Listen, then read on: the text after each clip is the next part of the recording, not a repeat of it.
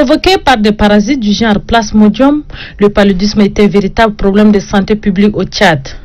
Face à la recrudescence des cas enregistrés, les autorités ont mis en place le programme national de lutte contre le paludisme PNLP. Le responsable du programme explique ici les stratégies adoptées pour vaincre cette pandémie. Ici, les plus grands axes sont les diagnostics, prise en charge, la prévention et les activités de soutien. Maintenant, au niveau de la prévention, nous avons la prévention à travers les médicaments et la prévention en fait à travers les moustiquaires. La prévention à travers les médicaments, ça concerne en fait les femmes enceintes et les enfants de moins de 5 ans. Les femmes enceintes, quand elles viennent pendant la consultation prénatale, on met à leur disposition en fait les médicaments à base de sulfadoxine pyrimétamine.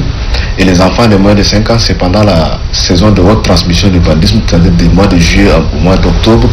Il y a des agents de santé communautaire qui passent de maison en maison en fait pour donner les médicaments, et ces médicaments protègent l'enfant pendant 1 mois, et chaque mois ils repassent pour donner les médicaments pendant les 4 mois.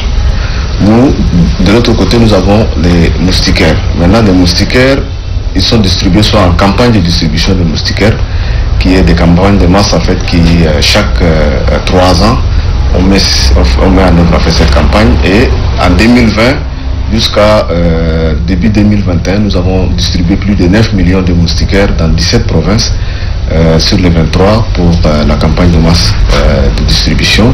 Et les moustiquaires de routine, c'est chaque fois qu'une femme enceinte vient en consultation prénatale ou un enfant vient pour la vaccination, en fait, les moustiquaires de routine sont mis à sa disposition. Même si le paludisme représente plus de 27% des cas de mortalité et de morbidité, selon les statistiques réalisées, le programme a identifié une molécule adéquate pour son traitement.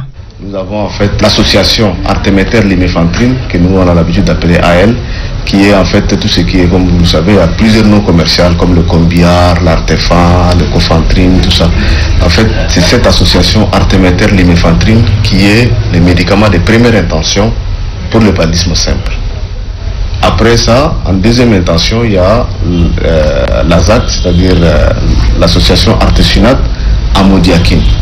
Mais comme on fait la simio-prévention du paludisme saisonnier dans à peu près 63 districts, le médicament qui est le plus recommandé, c'est l'association Artemether-Lumefantrine. Malgré tous les efforts consentis dans la lutte contre le paludisme, beaucoup reste à faire. Un appel à la synergie d'action est lancé. Le paludisme, en fait, il y a beaucoup d'efforts qui sont faits, mais il reste encore beaucoup à faire. La lutte contre le paludisme doit être multisectorielle. Il ne s'agit pas seulement, il ne revient pas seulement au ministère de la Santé ou bien au programme de lutter seul pour vaincre le paludisme. Nous faisons tout notre mieux pour la prévention, pour la prise en charge, pour diminuer les fardeaux. Des politiques à la société civile, la population, les mairies, l'action sociale, l'éducation, tout le monde doit participer pour ça. En plus de cela, le programme a entrepris un projet dénommé Salubrité pour la santé pour remédier au problème de la prolifération des moustiques à travers l'assainissement de la ville. Il revient aux citoyens et à la société civile de jouer leur partition dans cette lutte contre le paludisme.